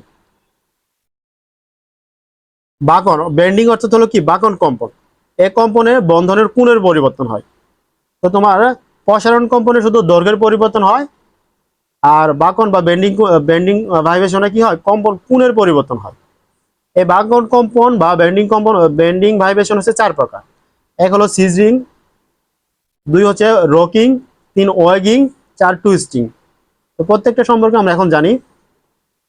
সিজিং হচ্ছে দুটি পরমাণু পরস্পরের কাছাকাছি আসে, এই যে একটা বন্ধন, এখান থেকে কি করে এই পরমাণুগুলা দেখো অক্সিজেন এই হাইড্রোজেনটা এইদিকে আসতেছে, এই হাইড্রোজেনটা এইদিকে আসছে, তো দুটো কাছাকাছি আসতেছে। কাছাকাছি আসলে কি কোণের পরিবর্তন হবে না, তো বাকনে কি হয়, কোণের পরিবর্তন হয়। এরপর দেখো 2 নম্বর হচ্ছে রকিং। রকিং হচ্ছে দুটি পরমাণু একই দিকে অগ্রসর হয়। এই দেখো এইটা পরমাণুর দুটি বন্ধন একই দিকে, এই হাইড্রোজেন পরমাণুটা এদিকে আসতেছে, একটা অণুর বিভিন্ন পরমাণু থাকে না, একাধিক পরমাণু থাকতে পারে, তো হাইড্রোজেন পরমাণু এদিকে আসতেছে, আবার এই হাইড্রোজেন পরমাণু এদিকে আসতেছে, তার মানে একই দিকে অগ্রসর হইতেছে। এরপরে তুমি যদি ওয়াগিং দেখো, ওয়াগিং দুইটি পরমাণু একই সাথে সমতলের উপরে ও নিচে চলে, একই সাথে, যখন এইটা উপরের দিকে যায় তখন এটা নিচের দিকে যায়, একই সাথে উপরে নিচে চলে। আবার যখন টুইস্টিং এ দেখো, টুইস্টিং হচ্ছে কি একটি পরমাণু সমতলের উপরে গেলে অন্যটি সমতলের নিচে যায়, যখন এই পরমাণুটা উপরের দিকে আসে তখন এই পরমাণুটা কি করে, নিচের দিকে যায়, এটা হলো টুইস্টিং। তো এই যে মলিকুলার ভাইব্রেশনের বিভিন্ন প্রকার ছিল, 6 প্রকার ছিল, তো এই 6 প্রকার আমরা আলোচনা করলাম। তার মানে আমাদের এই 4 নম্বর প্রশ্নের এই অংশটুকু সমাধান হয়ে গেল। 4 নম্বর প্রশ্নে এই অংশটুকু সমাধান হলো, প্রথম অংশটুকু বাকি রয়ে গেল। প্রথম অংশটুকু আমরা শেষের দিকে দেখব, তার আগে আমরা এখন অন্য একটা টপিক দেখব। অন্য একটা টপিক হচ্ছে যে এই 9 নম্বর প্রশ্নটা। 9 নম্বর প্রশ্ন হচ্ছে কি, যে টিকা লেখো আয়ার বর্ণালীতে ফিঙ্গারপ্রিন্ট অঞ্চল। আয়ার বর্ণালীতে ফিঙ্গারপ্রিন্ট অঞ্চলটা আমরা এখন দেখব। দেখো আয়ার অর্থাৎ ইনফ্রারেড রিজিয়ন এর প্রকারভেদ ও ব্যবহার। আইআর যে অঞ্চল আছে ইনফ্রারেড রিজিয়ন অর্থাৎ অবলোহিত অঞ্চল। অবলোহিত অঞ্চলটাকে তিনটি ভাগে ভাগ করা হয়েছে। প্রথমটা হলো নিয়ার আয়ার বা নিকট আয়ার, আরেকটা হলো মিড আয়ার বা মধ্য আয়ার, তারপর হচ্ছে কি ফার আয়ার বা দূর আয়ার। এই প্রত্যেকটারই আবার এক একটা কি আছে, তরঙ্গ দৈর্ঘ্য আছে, নির্দিষ্ট তরঙ্গ দৈর্ঘ্য আছে। যেমন নিয়ার আয়ারের ক্ষেত্রে 12,800 থেকে 4,000/সেন্টিমিটার। এটার হচ্ছে এই এই তরঙ্গ দৈর্ঘ্যগুলো যেখানে পাওয়া যাবে সেটাকে আমাদের কাউন্ট করতে হবে যে নিয়ার আয়ার। আর যদি 4,000 থেকে 400-র ভিতরে থাকে তরঙ্গ দৈর্ঘ্য, তাহলে সেটা হবে মিড আয়ার। এবং 400 থেকে 10/সেন্টিমিটার যদি হয় তাহলে সেটা হলো ফাই আয়ার। এখন এগুলো তো আলাদা আলাদা কাজ আছে। যেমন ফার আয়ারে তোমার অজৈব যৌগের বন্ধন বিশ্লেষণ করা হয়। আবার নিয়ার আয়ারের ক্ষেত্রে কি করা হয়, ফুড, এগ্রিকালচার, ফার্মাসিউটিক্যাল এই ধরনের ক্ষেত্রে তোমার এই নিয়ার আয়ার ব্যবহার করা হয়। এবার আমরা আসি মিড আয়ার। মিড আয়ারের অঞ্চলটা হচ্ছে এই অঞ্চলটা 4,000 থেকে 400, এটা নিয়ে আমাদের এই ইনফ্রারেড রিজিয়নের সবচেয়ে গুরুত্বপূর্ণ কাজ। এখান থেকে তুমি যতগুলো গ্রাফ আর্ট করবা সব এই অঞ্চল থেকে আর্ট করতে হয়। দেখো এটা এটা মিড আয়ার আবার হচ্ছে দুই প্রকার, দুই ভাগে বিভক্ত। একটা হচ্ছে তোমার ফাংশনাল গ্রুপ রিজিয়ন, আর একটা হলো ফিঙ্গারপ্রিন্ট রিজিয়ন। তো ফাংশনাল গ্রুপ রিজিয়নের একটা নির্দিষ্ট অঞ্চল আছে, সেটা হলো 4,000 থেকে 1,500/সেন্টিমিটার। তো 4,000 থেকে 1,500/সেন্টিমিটার যদি কোনো ইয়ার ভিতরে যৌগের ভিতরে পাও, সেটা হলো কি কার্যকরী মূলকের মানে এই গ্রাফগুলোর ভিতরে। তো গ্রাফগুলো তো এখনো তোমাদের দেখানো হয় না, এই জন্য বলা যাইতেছে না আর কি। আর ফিঙ্গারপ্রিন্ট অঞ্চলের তরঙ্গ দৈর্ঘ্য হচ্ছে 1,500 থেকে 4,000/সেন্টিমিটার। এই ফিঙ্গারপ্রিন্ট অঞ্চলে কি কাজ করা হয়, অজানা যৌগে শনাক্তকরণ করা হয়। আর ফাংশনাল গ্রুপের কাজ কি, ফাংশনাল কার্যকরী মূলক শনাক্তকরণ করা হয়। এই অঞ্চলের মাধ্যমে কার্যকরী মূলক শনাক্তকরণ করা হয়। আর ফিঙ্গারপ্রিন্ট অঞ্চলের মাধ্যমে হচ্ছে অজানা যৌগ শনাক্তকরণ করা হয়। এটা হলো তোমার কি ইনফ্রারেড রিজিয়নের প্রকারভেদ। এবার আমরা আসি যে প্রশ্নে ছিলাম, আমরা যে ফিঙ্গারপ্রিন্ট অঞ্চল সম্পর্কে আমাদের কি বলছিল, টিকা লিখতে বলছিল। এই যে আইআর বর্ণালীতে ফিঙ্গারপ্রিন্ট অঞ্চলে টিকা লেখো। তো চলো এবার আমরা এটা সমাধান করি।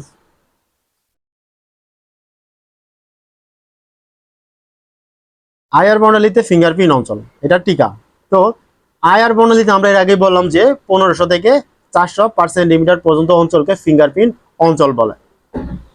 এই অঞ্চলে প্রচুর সংখ্যক শোষণ চূড়া দেখা যায়। এই যে একটা গ্রাফ দেখতেছো না, এটা হচ্ছে আইআর এর গ্রাফ। তো এই আইআর এর গ্রাফে এরকম অনেকগুলো গ্রাফ পাবে তুমি। এই গ্রাফের মধ্যে কত 1,500 থেকে যখন 400 যে অঞ্চলটা, এটাকে বলা হয় ফিঙ্গারপ্রিন্ট রিজিয়ন। আর 400-র উপর থেকে কত 1500-র উপর থেকে 4,000 পর্যন্ত যে অঞ্চল, এটা হলো ফাংশনাল গ্রুপ রিজিয়ন। এদিকের যে এই পিকগুলো আছে বা চূড়া, এই পিকগুলো দেখো একটু পাতলা কিছুক্ষণ পর পর এবং মোটা। আর ফিঙ্গারপ্রিন্ট অঞ্চলের পিকগুলা অনেক ঘন এবং কি ছোট ছোট পিক হয়। এই জন্য এটা কি এখানে বলা হয়েছে যে এই অঞ্চলের প্রচুর সংখ্যক শোষণ চূড়া বা পিক দেখা যায়, যেগুলো একে অপর থেকে অত্যন্ত ঘনিষ্ঠভাবে একে অপরের সাথে অত্যন্ত ঘনিষ্ঠভাবে অবস্থান করে, একদম অত্যন্ত ঘনিষ্ঠভাবে অবস্থান করে। এরপরে দেখো মানুষের আঙ্গুলের ছাপ ফিঙ্গারপ্রিন্ট যেমন প্রতিটি ব্যক্তির জন্য অনন্য, তেমনি প্রতিটি যৌগের জন্য এই অঞ্চলের স্পেকট্রাম প্যাটার্ন সম্পূর্ণ স্বতন্ত্র। এই জন্য এই অঞ্চলকে ফিঙ্গারপ্রিন্ট অঞ্চল বলা হয়। পৃথিবীতে যত মানুষ আছে, তো কারো ফিঙ্গারপ্রিন্টের সাথে তো কারোটা মিলবে না। অনুরূপভাবে এই ফিঙ্গারপ্রিন্ট অঞ্চলে যে যৌগগুলো পাওয়া যায়, এই যৌগর যে পিক আছে, একটা পিকের সাথে আরেকটা মিলে না। এটাই আর কি এখানে বলা হয়েছে। এরপরে এই অঞ্চলে কার্বন কার্বন একক bond, carbon nitrogen, carbon oxygen এর মতো একক বন্ধনের প্রসারণ কম্পন এবং বিভিন্ন বিভিন্ন বাকন কম্পন ঘটে। প্রসারণ কম্পন ঘটে এমনকি বাকন কম্পনও ঘটে। এবার লাস্টের দিকে যদি এটার আমরা কি ব্যবহার বলি, তাহলেই আমাদের টিকা মোটামুটি হয়ে যাবে। এই অঞ্চলের ব্যবহার, অজানা যৌগ শনাক্তকরণ করা হয়, তারপর বিশুদ্ধতা পরীক্ষা করা হয়, যৌগের গঠন নিশ্চিত করা হয়। তো এতটুক আর এই চিত্রটা যদি অঙ্কন করা যায়, আশা করা যায় টিকা পরিপূর্ণ লেখা হয়ে যাবে। এবার আসো এই অধ্যায়ে আর কোন কোন প্রশ্ন আমাদের বাকি আছে। যদিও আমি এই বইয়ের প্রথম অংশটুকু সমাধান করতেছি, যে ঢাকা ইউনিভার্সিটির প্রশ্নগুলা জাতীয় বিশ্ববিদ্যালয়ের প্রশ্নের সাথে এগুলো মিলে যাবে, একই প্রশ্ন সবগুলোতে আছে আর কি। 1 সমাধান হইলো, 2 হইলো, 4 হইলো, 5, 6 হইলো, 7 হয়েছে, ইভেন 8 কি বলছে এখানে, আচ্ছা, পরে দেখতেছি এটা। এরপর দেখো কত 3 বাকি আছে। 3-এ বলছে কি আইআর বর্ণালীতে নমুনা প্রস্তুতকরণ আলোচনা করো। তো এইটা আমরা প্রথমে আলোচনা করি। আইআর বর্ণালীতে এই যে আমরা স্পেকট্রামটা পাইছি, দেখো এখানে একটা স্পেকট্রাম আর্ট করছি না, এটা এই যে একটা গ্রাফ পাইছি, এটা কি কিভাবে আসছে? একটা নমুনাকে আগে যদি আমরা আইআর মেশিনে দেই, তাহলে এই মেশিন থেকে এরকম একটা গ্রাফ পাবো। এই গ্রাফ থেকে আমরা বলতে পারবো এটা কোন ধরনের যৌগ। তো চলে আবার আইআর এর বিভিন্ন নমুনা প্রস্তুতকরণ নিয়ে আলোচনা করি। দেখো আইআর বর্ণালীতে নমুনা প্রস্তুত করার আলোচনা করো। অবলোহিত বর্ণালীর জন্য কঠিন তরল বা গ্যাসীয় নমুনা ব্যবহার করা হয়। 3 ধরনের নমুনা ব্যবহার করা যায়। তো আইআর স্পেকট্রোস্কোপিতে নমুনার ভৌত অবস্থা অর্থাৎ কঠিন তরল গ্যাস অনুযায়ী বিভিন্ন পদ্ধতিতে নমুনা প্রস্তুত করা হয়, যাতে আইআর রশ্মি সহজেই নমুনার মধ্য দিয়ে যেতে পারে, ফলে সঠিক বর্ণালী পাওয়া যায় এবং সঠিক বর্ণালী পাওয়া যাবে এখান থেকে। তাহলে আমরা 3 ধরনের নমুনায় প্রস্তুতকরণ কিভাবে করা হয় সেটা নিয়ে আলোচনা করি। প্রথম হচ্ছে কঠিন নমুনা প্রস্তুতকরণ। এই কঠিন নমুনা প্রস্তুতকরণের ক্ষেত্রে পটাশিয়াম ব্রোমাইড প্লেট মেথড এই পদ্ধতি ব্যবহার করা হয়। প্রথমে শুষ্ক পটাশিয়াম ব্রোমাইড এর সঙ্গে অল্প পরিমাণ কঠিন নমুনা প্রায় 1 থেকে 2% ভালোভাবে গুঁড়ো করে মিশানো হয়। ধরো অনেক পটাশিয়াম ব্রোমাইডের সাথে 1 থেকে 2% কোনো একটা নমুনা এইভাবে তোমার কিরকম করা হয়, এটা বাসাতে যাদের পাটা আছে না এরকম গুল, এটার মধ্যে অনেক মশলাগুলো কি করে এরকম হাতুড়ি দিয়ে অনেক করে গুঁড়া করা হয় না, অনুরূপভাবে এগুলোকে গুঁড়া করা হয়, এটাকে গুঁড়া করা হয়। তারপরে হচ্ছে এরপর এই গুঁড়াগুলোকে হাইড্রোলিক প্রেসের সাহায্যে উচ্চ চাপে স্বচ্ছ প্লেটে তৈরি করা হয়। এই প্লেট তৈরি করার পরে এই প্লেট আইআর স্পেকট্রামের বসিয়ে বর্ণালী নেওয়া হয়। সেটা যদি মেশিনে দাও তারপরে হচ্ছে একটা গ্রাফ আসবে। ওই গ্রাফ থেকে আমরা শনাক্তকরণ করতে পারবো যে এটা কি কি তোমার এখান থেকে কোন যৌগ রয়েছে। এটা হলো কঠিন নমুনা প্রস্তুতকরণ। এবার আসো কঠিন গেল, তরলের দিকে আসো। তরল নমুনা প্রস্তুতকরণ। তো তরল নমুনা প্রস্তুতকরণের ক্ষেত্রে আমরা সলিউশন মেথড ব্যবহার করব। সলিউশন মেথডের ক্ষেত্রে কিভাবে করা হয়? তরল নমুনাকে এমন দ্রাবকে দ্রবীভূত করা হয় যা আইআর শোষণ খুব কম করে, যেমন কার্বন টেট্রাক্লোরাইড বা কার্বন সালফেট। এরপর এগুলোকে সলিউশন সেলে রেখে আইআর স্পেকট্রাম নেওয়া হয়। এভাবে হচ্ছে তরল নমুনা নিয়ে কাজ করা হয়। লাস্টে দেখো গ্যাসীয় নমুনা প্রস্তুতকরণ। গ্যাসীয় নমুনা প্রস্তুতকরণের ক্ষেত্রে গ্যাস সেল মেথড ব্যবহার করা হয়। এই পদ্ধতিতে এটা নির্ণয় করা হবে। প্রথমে গ্যাসকে একটি দীর্ঘ পথ বিশিষ্ট গ্যাস সেলে প্রবেশ করানো হয়। সেলের 2 প্রান্তে সোডিয়াম ক্লোরাইড বা পটাশিয়াম ব্রোমাইড উইন্ডো থাকে। এরপর আইআর রশ্মি এই গ্যাসের মধ্য দিয়ে, এই যে একটা গ্যাস, এই গ্যাসের মধ্য দিয়ে প্রবাহিত করলে বর্ণালী নেওয়া হয়। তো ওই বর্ণালী থেকে আমাদের কি করতে হবে, নির্ণয় করতে হবে, যৌগটা নির্ণয় করা যাবে। এটাই ছিল তোমার আইআর বর্ণালী নির্ণয়ের পদ্ধতি। ওকে, মোটামুটি এই অধ্যায়ে সবগুলো প্রশ্নই শেষ। আচ্ছা, আরেকটা প্রশ্ন আছে দেখো, যেটা আমরা রাখছিলাম কত, এই যে 5 নম্বর বলছে আইআর বর্ণালীতে মৌলিক ব্যান্ড, প্রথম উপসুর ব্যান্ড ও উষ্ণ ব্যান্ডের পারস্পরিক অবস্থান ও তীক্ষ্ণতা আলোচনা করে। এটা আরো আগে আলোচনা করা দরকার ছিল, যখন ব্যান্ড সম্পর্কে আলোচনা করছিলাম। সমস্যা নেই, এখন আলোচনা করি। এদের যে তোমার তীক্ষ্ণতা কেমন হবে সেটা নিয়ে আলোচনা করি আমরা। এই প্রশ্নটা আরো অন্যভাবে আসতে পারে যে মৌলিক ব্যান্ডের তীব্রতা সর্বদাই উপসুর ও উষ্ণ ব্যান্ডের তুলনায় বেশি হয়, কেন ব্যাখ্যা করো।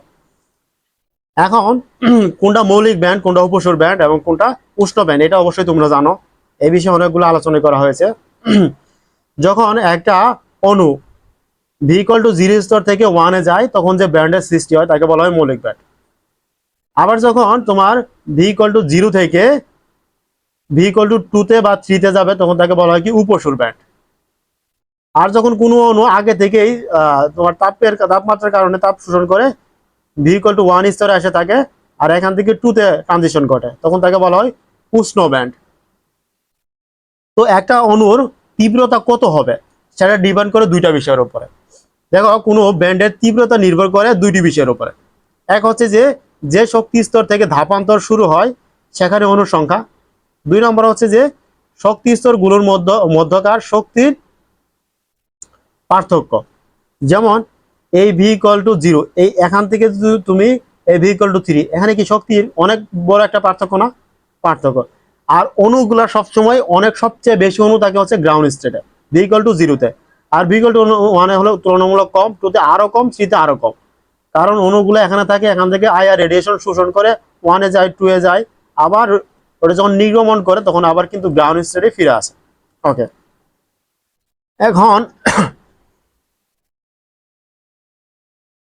কোন অণুর সংখ্যা যত বেশি এবং শক্তির পার্থক্য যত কম হবে, এই এখান থেকে স্তরগুলো যত দূরত্ব বেশি যত হবে, তাহলে শক্তির পার্থক্য তত কি কম হবে। এই 0 আর 3 এর মধ্যে শক্তির পার্থক্য সবচেয়ে বেশি, আর 0 আর 1 এই অংশটুকুর মধ্যে সবচেয়ে দূরত্ব যত কম, শক্তির পার্থক্য তত কি কম। তো অণুর সংখ্যা যত বেশি এবং শক্তির পার্থক্য তত কম হবে, ধাপান্তর তত সহজেই ঘটবে এবং ব্যান্ডের তীব্রতা তত বৃদ্ধি পাবে। এবার আসলে প্রত্যেকটা ব্যান্ড আলাদা আলাদা ভাবে দেখি যে কার তীব্রতা সবচেয়ে বেশি। মৌলিক ব্যান্ডের ক্ষেত্রে ধাপান্তর কিভাবে ঘটে, এই 0 থেকে 1 এ ঘটে। তাহলে ভি ইকুয়াল টু 0 থেকে ভি ইকুয়াল টু 1 স্তরে ধাপান্তরের ফলে মৌলিক ব্যান্ডের তৈরি হয়। তো ভি ইকুয়াল টু 0 স্তরে অণুর সংখ্যা সবচেয়ে বেশি থাকে এবং ভি ইকুয়াল টু 0 থেকে ভি ইকুয়াল টু 1 স্তরে শক্তির ব্যবধান কম।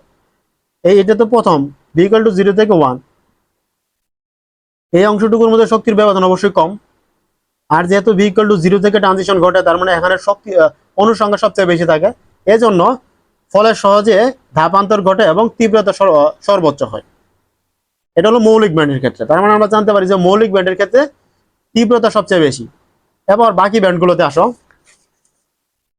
উপসুর ব্যান্ডের ক্ষেত্রে কি হয়, ভি ইকুয়াল টু 0 থেকে ভি ইকুয়াল টু 2, 3 বা ইত্যাদি আরো অন্যান্য স্তরেও কি করে ধাপান্তর হয়, ফলে উপসুর ব্যান্ডের সৃষ্টি হয়। ভি ইকুয়াল টু 0 স্তরে অণুর সংখ্যা বেশি থাকলেও, এখানে যেহেতু ভি ইকুয়াল টু 0 থেকে ধাপান্তর ঘটে থাকলেও শক্তি স্তরে শক্তির পার্থক্য বেশি হওয়ায় শক্তির পার্থক্য বেশি থাকে। দ্বারা তোমাকে দেখাইতেছি। তো উপসুর ব্যান্ডের ক্ষেত্রে কি হয়, এই যে 0 থেকে এখানে অণুর সংখ্যা অবশ্যই বেশি থাকে, কিন্তু এই কোথায় যায়, 2 তে যায় বা 3 তে যায়, এখানে কি হয় তোমার একটা দূরত্ব সবচেয়ে বেশি। তো এটাই বলা হয়েছে যে ভি ইকুয়াল টু 0 স্তরে অণুর সংখ্যা বেশি থাকলেও শক্তি স্তরে শক্তির পার্থক্য বেশি হওয়ায় সহজে ধাপান্তর ঘটতে পারে না, ফলে তীব্রতা কম হয়। তার মানে এটা উপসুর ব্যান্ডের তীব্রতা মৌলিক ব্যান্ডের তুলনায় কম। আবার যখন উষ্ণ ব্যান্ডের দিকে দেখো, উষ্ণ ব্যান্ড কিভাবে হয়, ভি ইকুয়াল টু 1 থেকে ভি ইকুয়াল টু স্তরে ধাপান্তরের ফলে উষ্ণ ব্যান্ডের তৈরি হয়।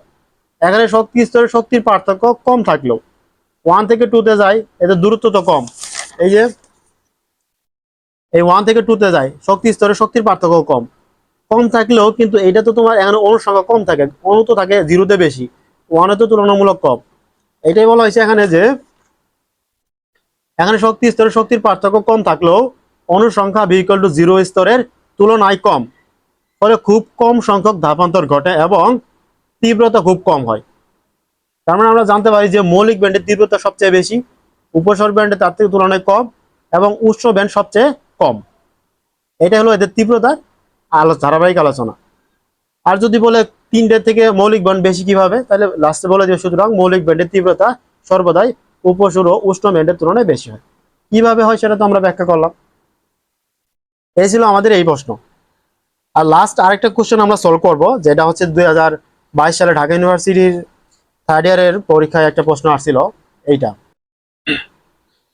বলছে টিকা লেখক ঘূর্ণন কম্পন শক্তি স্তরে পি, কিউ ও আর শাখা সমূহ আলোচনা করো।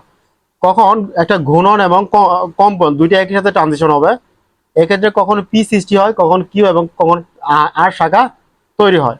দেখো, ঘূর্ণন কম্পন স্থানান্তরের আই আর বর্ণালীতে ঘূর্ণন ধাপান্তরের ভিত্তিতে পি, কিউ আর শাখা তৈরি হয়। এগুলো মূলত, তো আমরা শুরুতেই বলছিলাম যে একটা ইলেকট্রনিক ট্রানজিশনের অধীনে অনেকগুলো ভাইব্রেশনাল ট্রানজিশন থাকে, আর প্রত্যেকটা ভাইব্রেশনাল ট্রানজিশনের অধীনে অনেকগুলো রোটেশনাল ট্রানজিশন থাকে। তো এই অংশটুকু হচ্ছে একটা vibrational transition V equal to 0। এই ভাইব্রেশনাল ট্রানজিশনের অধীনে এই অংশটুকু, এই সবগুলো রোটেশনাল ট্রানজিশন রয়েছে। আবার এই ভাইব্রেশনাল ট্রানজিশনের অধীনে এই সবগুলো রোটেশনাল ট্রানজিশন রয়েছে। তো এখন ভি ইকুয়াল টু 0 এর অধীনে অনেকগুলো রোটেশনাল ট্রানজিশন, এই রোটেশনাল ট্রানজিশনের এখান থেকে এখানে কি হয়, আবার রোটেশনাল ট্রানজিশন হয়। যখন তোমার এই পি অর্থাৎ ভি ইকুয়াল টু 0 থেকে রোটেশনাল ঘটে ভি ইকুয়াল টু 1 এ যায়, আবার এদিকে খেয়াল রাখতে হবে, এই যে প্রত্যেকটা রোটেশনাল ট্রানজিশন আছে, J equal to 0, J equal to 1, J equal to 2, J equal to 3। আবার এখানে হচ্ছে J prime equal to 0, J prime equal to 1, J prime equal to 2, 3, এরকম শক্তি স্তর রয়েছে এগুলা। এখানে অনেকগুলো শক্তি স্তর রয়েছে। যখন তোমার পি শাখা কখন সৃষ্টি হবে, যখন তোমার ডেল জি ইকুয়াল টু -1, অর্থাৎ যে স্তর থেকে ট্রানজিশন হবে তার থেকে এক কম শক্তি স্তরে অনুটা যাবে। দেখো, যখন ডেল জি ইকুয়াল টু -1 শর্তে শক্তি শোষণ করলে যে পিক পাওয়া যায় তাকে পি শাখা বলে। মানে এখানে দেখো কত আছে, জে ইকুয়াল টু 1, 1 এর চেয়ে এক কম কত, 0। দেখো এই 1 থেকে ট্রানজিশন হয়ে পরবর্তী শক্তি স্তরে 0-তে গেছে, তার মানে এক কম কম অবস্থানে ট্রানজিশন হয়েছে। এই এক কম অবস্থানে যে ট্রানজিশন গুলো হয় এগুলো হচ্ছে তোমার পি পি শাখা। অর্থাৎ J equal to 0, J equal to 1 থেকে জে প্রাইম ইকুয়াল টু 0-তে ট্রানজিশন হবে। আবার জে ইকুয়াল টু 2 থেকে J prime equal to 1, J equal to 3 থেকে জে প্রাইম ইকুয়াল টু 2, অর্থাৎ এক করে কম ট্রানজিশন হবে। এর ফলে কিউ শাখা তৈরি হয়, সরি পি শাখা তৈরি হয়। আবার কিউ শাখা কখন তৈরি হয়, যখন কোনো পার্থক্য থাকবে না। যদি 0-তে এই তোমার ভি ইকুয়াল টু 0-এর অধীনে যে কম্পন স্তরগুলো আছে এগুলোর 0 থেকে, আবার ভি ইকুয়াল টু 1-এর অধীনে যে রোটেশনাল ট্রানজিশন আছে ওগুলোর 0-তেই যাবে। এখান থেকে একটা অণু ট্রানজিশন হয়ে এখানে আসলে 0-তেই আসছে। আবার দেখো 1 থেকে ট্রানজিশন হয়ে 1-এ আসছে, 2 থেকে 2-তে, 3 থেকে 3-তে, অর্থাৎ এর মধ্যে কোনো পার্থক্য থাকে না। তখন কি হয়, তোমার কিউ শাখা তৈরি হয়। আবার আর শাখা কখন তৈরি হয়, যখন এক করে বেশি হবে। যেমন এখানে জে ইকুয়াল টু কি আছে, 0 আছে, 0 থেকে ট্রানজিশন হয়ে এখানে কি আসছে, 1-এ আসছে, তার মানে এক বেড়ে গেল না, বেড়ে গেল। আবার এখানে 1 থেকে ট্রানজিশন হয়ে 2-তে আসছে, এখানে 2 থেকে ট্রানজিশন হয়ে 3-তে আসছে। তো এক করে যদি বাড়ে তখন হলো 8 শাখা। বিস্তারিত কথা এখানে লেখা আছে, দেখো কি শাখা তো বললাম আমি আগেই, যে ডেল ইকুয়াল টু 0 শর্তে যে পিক পাওয়া যায় তাকে কিউ শাখা বলে। অর্থাৎ যে 0 থেকে যে প্রাইমারি তো 0-তে ট্রানজিশন হবে, 1 থেকে 1-এ ট্রানজিশন হবে, 2 থেকে 2-তে ট্রানজিশন হবে, অর্থাৎ জে এর মান কোনো পরিবর্তন হচ্ছে না। আবার আর শাখা কখন তৈরি হয়, যখন ডেল জে ইকুয়াল +1 শর্তে যে পিক পাওয়া যায় তাকে আর শাখা বলে। আর শাখায় হচ্ছে একটা করে বেশি বেশি শক্তি স্তরের উপরে ট্রানজিশন হয়। যে 0 থেকে 1-এ যাবে, 1 থাকলে 2-তে যাবে, 2-তে থাকলে 3-তে যাবে, অর্থাৎ জে এর মান এক করে বাড়বে। এক করে বাড়লে যে শাখা পাবা তুমি সেটা হলো আর শাখা। তো আশা করি তুমি এই বইয়ের সবগুলো মোটামুটি সব প্রশ্ন চলে আসছে, সবগুলো প্রশ্নের সমাধান হয়ে গেল। এরপরেও যদি কোনো সমস্যা থাকে তাহলে অবশ্যই ইনবক্সে জানাতে পারো, সেটা সমাধান দেওয়ার চেষ্টা করব। তো সবাই ভালো থাকো, সুস্থ থাকো, আল্লাহ হাফেজ।